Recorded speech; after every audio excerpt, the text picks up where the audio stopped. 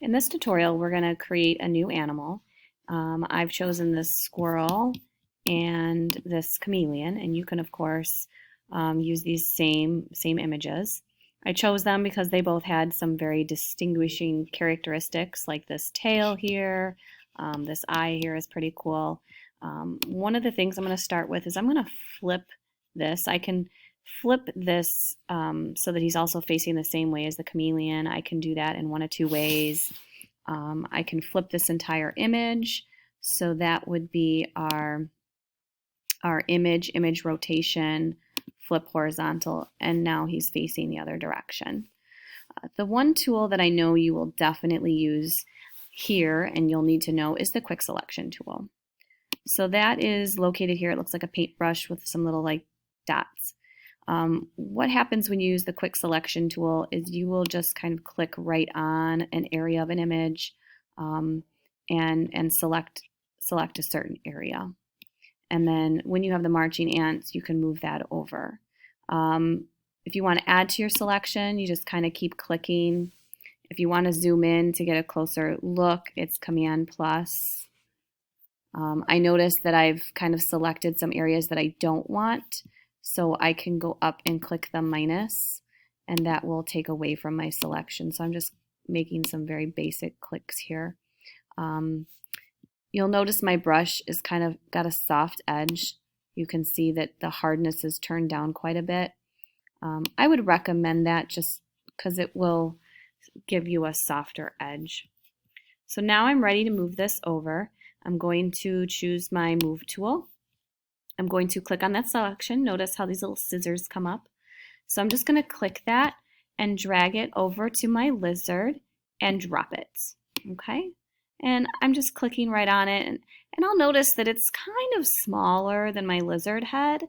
So what I might need to do here is hit Command T and just kind of make it a little bit larger and maybe rotate it a little bit so that it kind of fits along with my lizard. So when I zoom in, Command plus, I'll see that, there is still some of this bunny showing, and, maybe I need, or not bunny, I should say, squirrel, that maybe I need to kind of blend this a little bit better. So that's where I can add a layer mask. And with my black brush, remember black hides, white shows, I can just kind of erase some of that out. That is kind of a hard edge, so there's some other things that we can look at to do, and there's still some more that I'm going to do here, but that's just an easy thing, cutting the head off, first picking the images that kind of would relate, cutting it out using this quick selection. I want to get some of that tail blended into here, so how can I do that? What I'm going to do is I'm going to go here, I'm going to hit Command D, I'm going to deselect that area of the squirrel, and this is the part of the tail that's like really, really distinguishing characteristic of the squirrel. So I can use my clone stamp. It looks kind of like a little, like a rubber stamper. And what that's going to do is it's going to pick up a point. So I have to click on Alt, and when I do that, I get this like a bullseye. And when I click somewhere on this tail, it's going to create a source point. Ooh, notice that? So now I'm going to go over to my lizard tab, and then when I just paint right on there, oops, I'm on the wrong layer, haha. When I paint right on there, it's going to paint that source point from that source point on my layer. And I'm making sure I'm on the chameleon. Originally I was selected here, and that's why it wasn't working. But if I click anywhere on there, it's kind of blending it. Oh, and see, I'm not going to really like what that is. So I can go back and I can pick up another source point by clicking Alt and maybe some of this darker area, and then going back to And before I click, it kind of gives me a show. See how it's going to start to, it's going to clone from that source point on. So that's why I might need to keep going back, back to my squirrel. So for example, if I want to hit Alt and select some of this outer part of it, and then go back to my lizard and maybe see how it's going to get, you know, some of the edge. So I'll give some of the edge, you know, it's going to fray it out a little bit.